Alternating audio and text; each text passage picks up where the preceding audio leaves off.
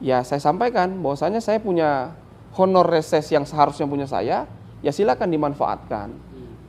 Beberapa kali kita misalnya kemarin di Kelurahan Padang Harapan, teman-teman minta, Pak gimana kita minta pasum. Oke, saya bilang saya punya dana segini, honor dari reses saya sumbangkan semua.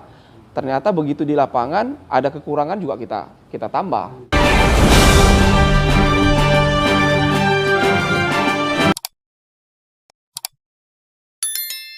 Bismillahirrahmanirrahim. Assalamualaikum warahmatullahi wabarakatuh. Waalaikumsalam warahmatullahi wabarakatuh. Berjumpa lagi dengan kami podcast Radar Bengkulu. Masih bersama saya Christopher, dan kita telah menghadirkan Bung Aryo Gumai, dan ini adalah seorang politisi yang kawakan di Kota Bengkulu yang juga memiliki ide-ide berlian terkait dengan Kota Bengkulu. Bahkan beliau sempat viral beberapa waktu lalu terkait dengan pemikiran-pemikiran beliau tentang Kota Bengkulu. Nah, langsung saja kita sapa Bung Aryo. Apa kabar Bung Aryo? Alhamdulillah, syukurillah. Assalamualaikum warahmatullahi wabarakatuh. Waalaikumsalam. Bung Aryo, Anda lahir dan besar di Kota Bengkulu, benar Ya. kan? Ya. Sejak dari SD sampai tamat SMA ya? Iya. Jadi saya tamat SMP di SD 44 di Kelurahan Padang Harapan. Kemudian meneruskan di SLTP 12 di Kelurahan Lempuing. Kemudian saya di SMA 5 Cendana, tamat di tahun 2000. Setelah itu saya baru lulus di STPDN Jatinangor selama 4 tahun. STPDN. STPDN. Oke. Begitu tamat STPDN? Begitu tamat STPDN, saya penempatan pertama di Pemda Provinsi Bengkulu, kemudian ditempatkan kembali saya di Kaltim di Kabupaten Kutai Kartanegara selaku ASN. Nah, selaku ASN. Waktu itu tahun berapa? Saya tamat tahun 2004. Tamat 2004, ditempatkan itu kurang lebih sekitar bulan Oktober di Pemda Provinsi, kemudian ditempatkan kembali di tahun 2005 di Kabupaten Kutai Kartanegara. Ya. Selama berapa lama Anda menjadi ASN? Kurang lebih sekitar 14 tahun ya. 14 sampai 15 tahun saya pikir itu. Berarti sudah matang ya, sudah cukup banyak pengalaman. Ya lumayan lah kalau kita di dalam dunia birokrat dari level bawah dan hal-hal yang terkait birokrasi, alhamdulillah kita memang menguasai karena memang sekolah kita di sana juga bidangnya. Dan cukup lama juga kita menggeluti dunia ASN, kurang lebih sekitar 15 tahun saya pikir. Jadi sangat matang saudara. Sangat matang sahabat Radar Bengkulu terkait dengan penganggaran dan pelaporan beliau ini. Jadi tidak perlu diragukan lagi sahabat Radar Bengkulu. Lalu menikah tepatnya? Saya tahun 2005 menikah. Istri saya kebetulan dari Kaltim, orang aslinya Jawa. Dan alhamdulillah kita dikaruniai 2 orang putri yang sekarang satu SMA Iqra, yang kedua SD kelas 4 di SD Baitul Izzah. Baitul Izzah. Ya, kelas 4 biar dekat rumah lah, biar dekat rumah. Itu tadi sahabat Radar Bengkulu profil singkat Bung Aryo Gumai. Sekarang kita masuk ke segmen yang kedua terkait dengan karir beliau. Nah, tadi sempat disentil oleh beliau pernah menjadi ASN di Kutai. Iya. Kutai Kartanegara. Iya. Bahkan sampai 15 tahun. Nah, lalu kenapa Anda memutuskan berhenti? Sebenarnya banyak faktor yang membuat kita harus memilih suatu pilihan. Jadi tujuan itu banyak jalan menuju tujuan, tapi ada beberapa jalan yang harus kita pilih. Dan kebetulan saya memilih resign untuk mencalonkan jadi anggota DPR, dan sebelumnya juga saya seorang pengusaha. Jadi saya lebih fokus di usaha pertambangan, kemudian kita juga ada usaha peternakan sapi, kemudian ada perkebunan, dan sekarang lagi proses pembangunan pantai alam Raffles Impian di Pantai Panjang Bengkulu, yang insya Allah mungkin dalam waktu dekat menjadi objek wisata tujuan di Kota Bengkulu sebagai salah satu destinasi utama untuk Kota Bengkulu, saya pikir. Pantai, Alam Raffles Impian, kalau disingkat Pantai Ari. Pantai Ari. Pantai Ari. Ya. Jadi sahabat Radar Bengkulu yang mau berkunjung ke Pantai Ari, nunggu launching ya. Ya, insya Allah. Sekarang masih kelengkapan fasilitas. Hmm. Lalu Bung Aryo, Anda mencalonkan diri dan memilih partai politik. Iya, Nah, kebetulan yang Anda pilih adalah partai P3. iya. Ada motivasi tertentu? Sebenarnya saya tertarik dengan Partai P3, ini adalah partai Islam pertama kali di Indonesia. Kemudian saya pikir sesuai dengan ajaran dan akidah yang saya punya, maka saya bergabung di partai ini supaya meluruskan niat dan akidah kita di dalam berpolitik. Jadi di dalam berpolitik itu kita memiliki rambu-rambu agama supaya untuk menjadi pemikiran dan menjadi pemimpin yang berlandaskan Islam, saya pikir gitu. Berlandaskan Islam. Ya, berlandaskan Islam. Lalu mencalonkan diri di DPR Kota Bengkulu, terpilih dan menjadi anggota DPR. Iya, alhamdulillah. Sekarang duduk di Komisi 1 saya. Komisi 1. Ya. Itu membidangi apa? Membidangi pemerintahan karena sesuai dengan bidang saya tamatan STPDN di pemerintahan. Iya. Jadi kita membidangi pemerintahan, jadi hampir seluruh kelurahan dan kecamatan di bawah kita, di bawah koordinasi, termasuk juga perizinan dan beberapa OPD yang paling signifikan banyak keluhan dan problem adalah rumah sakit dan dinas kesehatan, dinas sosial. Itu Ya. banyak problem ya? Ya, sebenarnya banyak keluhan-keluhan di masyarakat terkait kalau dinas kesehatan kan lebih ke arah pada pelayanan. Kemudian kalau dinas sosial lebih pada saat pendataan, karena banyak teman-teman yang beranggapan dia berhak untuk mendapatkan bantuan PKH maupun bantuan sembako, tetapi tidak terdata oleh teman-teman pendamping dari kementerian. Itu yang sering menjadi problem sebenarnya. Dan itu temuan di lapangan ya? Temuan di lapangan dan menjadi PR terus, karena kita juga ada beberapa catatan dan kelemahan di pemerintah kota, terutama kita pendataan dan sensus itu tidak secara komprehensif, tidak simultan antara setiap OPD.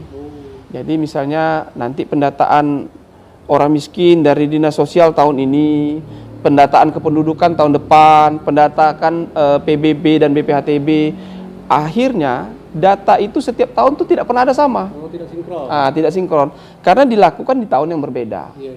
Padahal kalau untuk pendataan itu harus ada satu data, dan satu data itu harus dikerjakan bersamaan. Contohnya kalau kita mendata orang miskin, ya langsung kita mendata penduduk, langsung juga kita mendata terkait PBB dan IMB. Jadi secara keseluruhan anggaran yang kita keluarkan tidak banyak, hasilnya banyak dan menjadi satu buku. Nah, poinnya adalah satu buku.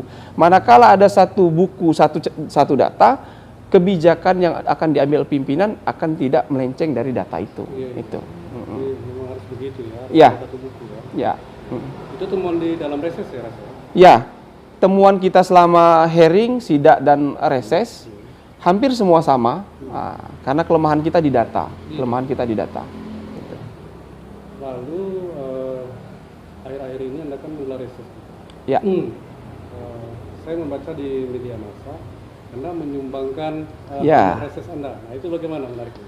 Ya, memang di dalam reses itu setiap dewan kan mendapatkan honor ya, Iya. untuk melakukan reses. Memang pada saat reses banyak dari teman-teman warga itu mengajukan hal-hal yang tidak bisa di-cover oleh pemerintah kota, dan itu selalu diminta pada saat kita reses secara langsung. Dan saya pikir keperluan mereka itu harus direalisasikan dan mendesak. Ya, saya sampaikan bahwasanya saya punya honor reses yang seharusnya punya saya, ya silakan dimanfaatkan. Beberapa kali kita misalnya kemarin di Kelurahan Padang Harapan, teman-teman minta, Pak, gimana kita minta pasum? Oke, saya bilang, saya punya dana segini, honor dan reses, saya sumbangkan semua. Ternyata begitu di lapangan, ada kekurangan juga kita tambah. Nah, kemudian salah satu tempat kita reses kemarin di Kelurahan Cempaka Permai, ternyata di sana ada pasum yang sudah dibangun, tapi belum ada pencahayaannya. Pada saat itu mereka minta bantuan lampu. Karena saya tahu di anggaran APBD itu tidak ada lampu, makanya saya sampaikan sudah tidak ada dana saya untuk dana reses, silakan kita beli lampu aja sendiri. Ketimbang nanti menunggu APBD yang saya harus berjanji dan itu saya tahu akan tidak akan terrealisasi. Bagi saya lebih bagus saya mengeluarkan dana pribadi dan itu langsung direalisasikan. Gitu. Dan sebagian orang tidak mau melakukan itu. Ya, kan orang punya cara pandang masing-masing ya. Cara pandang masing-masing dan saya berpikir apa yang bisa saya perbuat untuk masyarakat dan yang langsung berkenaan dengan masyarakat dan instan. Masyarakat itu kan perlunya itu. Mintanya sekarang, bila perlu langsung nyala, langsung sekarang. Dan itu tidak bisa dalam proses proses penganggaran, kita harus bahas dan sebagainya. Dan bagi saya, sepanjang saya bisa penuhi, kenapa tidak? Kenapa tidak, saya pikir itu saja. Yang penting kita bisa penuhi ya. Ya, yang penting saya bisa penuhi. Ya, kalau dia harus kita bangun jalan berkilo-kilo, tentulah tidak ada kapasitas kita di sana. Tapi kalau hanya sebatas pasum dan sebagainya atau bantuan tenda, kursi, saya pikir masih bisa saya cover. Dan itu tidak perlu ke APBD, masih bisa kita cover sendiri. Nanti marah orang PU misalnya kalau kita bangun jalan. Walaupun ada beberapa tempat yang mengusulkan, saya bilang oke, kita kalau menunggu APBD lama, kita gotong royong. Silakan masyarakat siapkan tenaganya dan tukangnya untuk membangun, saya akan siapkan bahannya. Nah, itu sudah beberapa tempat yang kita kerjakan seperti itu. Ya, terselesaikan. Terselesaikan. Nah, membantu pemerintah kota juga sebenarnya. Pemerintah kota dan pakai dana pribadi. Iya. Jarang loh seperti ini, sahabat dari dulu. Sosok yang kita kenal selama ini, Bung Arya Gumai, yang telah banyak berbuat walaupun beliau waktu singkat mengabdi di Kota Bengkulu, tapi beliau sudah banyak berbuat, bahkan sudah dirasakan oleh masyarakat. Lalu terakhir ini sebelum Lebaran, waktu puasa ya, Anda juga bagi-bagi bansos begitu? Ya, sebenarnya kegiatan kita bagi sembako itu rutin. Hanya saja mungkin teman-teman media baru akhir-akhir ini tahu. Dari tahun 2018 kita bagikan dalam bentuk uang sebenarnya. 2019 kita bagikan juga dalam bentuk uang. Tapi saya lihat begitu kita evaluasi ternyata kurang berbekas kalau dengan uang. Maka tahun 2019 kita sudah mulai berubah menjadi sembako. Kemudian masuklah tahun 2020 masa pandemi. Maka saya bagikan juga untuk teman-teman yang terkena dampak COVID, termasuk teman-teman dari media. Karena saya pikir sama semua terdampak. Baru 2021 juga kita bagikan sembako. Dan alhamdulillah setiap tahun itu memang kita bagikan hampir merata ke 9 kecamatan, kurang lebih sekitar ribuan paket sembako. Ya. Itu kriterianya orang-orang yang terdampak COVID atau yang tidak? Ya, kalau 2020 kemarin kita yang terdampak COVID. Tapi sebelumnya kita adalah fokus sebenarnya penanganan atau membantu teman-teman yang belum mampu. Jadi fokusnya itu adalah targetnya kita di Bengkulu ini ada sekitar 12.000 KK orang tidak mampu.